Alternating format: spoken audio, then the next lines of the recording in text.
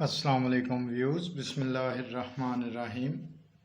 جماعت نحم اردو کتاب سبق نمبر 5 کے مشقی سوالات کے جوابات آج کی ویڈیو میں ہم آپ سے شیئر کر رہے ہیں۔ مختصر جواب دیں۔ الف، بیداران سلیم کو جگا کر کیا پیغام دیا؟ بیدار نے سلیم کو جگا کر پیغام دیا کہ بالا خانے میں میاں جی بلاتے ہیں۔ سلیم کی ماں نے سلیم کے ساتھ نصوح کے پاس جانے سے کیوں انکار کیا؟ سلیم کی ماں نے سلیم کے ساتھ نصوح کے پاس جانے کے لیے اس وجہ سے انکار کر دیا کیونکہ اس وقت اس کی گود میں اس کی بیٹی سو رہی تھی۔ سلیم اپنے بھائی کے ساتھ مدرسے کیوں نہیں جاتا تھا؟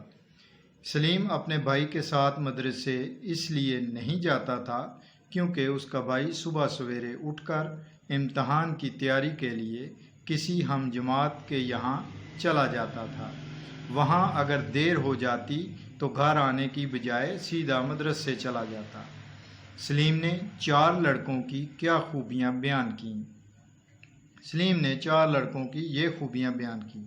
راستے میں نظریں جھکا کر چلتے ہیں، جو بھی اپنے سے بڑا مل جائے اسے سلام کرتے ہیں، محلے کے بدتمیز لڑکوں سے ان کا کوئی واسطہ نہیں، لڑائی جھگڑا اور گالی گلوچ نہیں کرتے، نہ جھوٹ بولتے اور نہ کسی کو تنگ کرتے ہیں، نماز باقاعدگی سے ادا کرتے تھے۔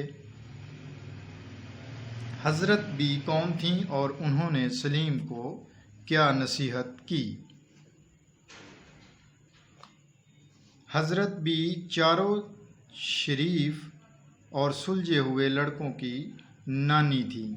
انہوں نے سلیم کو نصیحت کی کہ بھلے مانسوں کا دستور ہے کہ اپنے سے بڑوں کو سلام کرتے ہیں۔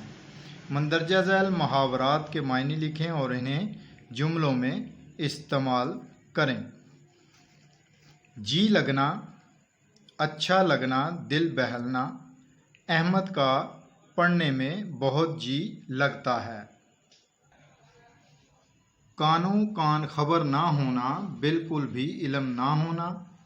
علی نے اس خاموشی سے کام کیا کہ کسی کو بھی کانوں کان خبر نہ ہوئی۔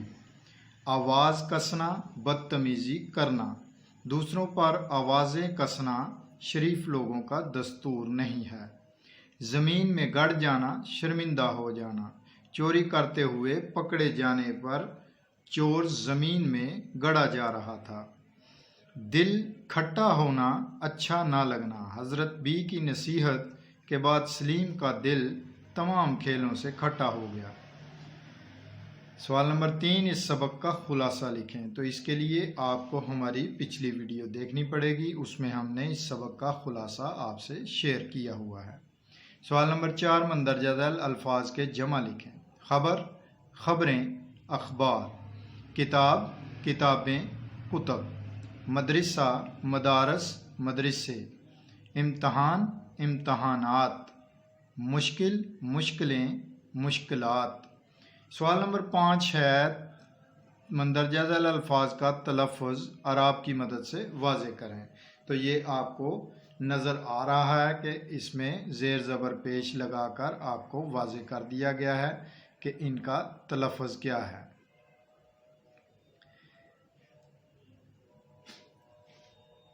آپ کو اس کے بعد ہم مشکل الفاظ کے کچھ معنی ہیں حوالہ متن اور سیاق و سباق کے لحاظ سے یہ انہوں نے دیا ہوا ہے تشریح اقتباس سبق کے، تو اس کے لیے الگ سے ویڈیو ہم آپ سے شیئر کریں گے۔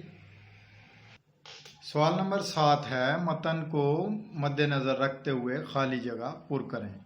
تو یہاں پر الف جو ہے سلیم کی عمر اس وقت کچھ کم ڈیش کی تھی، تو اس کا درست جواب ہے 10 برس۔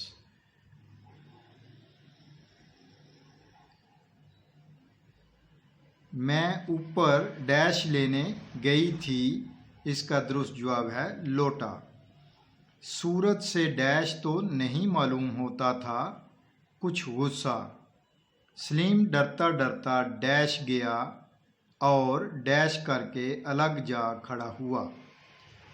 پہلی خالی جگہ میں اوپر اور دوسری خالی جگہ میں سلام۔ اگلے مہینے ڈیش ہونے والا ہے امتحان، شاید مجھ کو عمر بھر بھی ڈیش کھیلنی نہ آئے گی شطرنج۔ بڑے بھائی جان کے پاس ہر وقت ڈیش ہوا کرتا ہے، گنجفہ اور شطرنج۔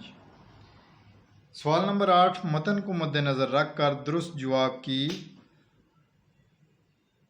ٹک سے نشاندہی کیجیے۔ تو الف جز سلیم کو کس نے آ کر جگایا؟ بیدارا نے۔ اس کا درست جواب ہے میاں اکیلے بیٹھے ہوئے کیا کر رہے تھے؟ اس کا درست جواب ہے کتاب پڑھ رہے تھے۔ ماں کی گود میں کون سویا ہوا تھا؟ اس کا درست جواب ہے لڑکی۔ سلیم ڈرتا ڈرتا کہاں گیا؟ اوپر۔ اس کا درست جواب ہے اوپر۔ اکثر کون گھبرایا کرتا ہے؟ اس کا درست جواب ہے مبتدی۔ کھیل کے پیچھے کون دیوانہ بنا رہتا تھا؟ اس کا درست جواب ہے سلیم۔ اپنا خیال رکھیے گا، انشاءاللہ تعالی نیکسٹ ویڈیو میں ملیں گے۔ اللہ حافظ۔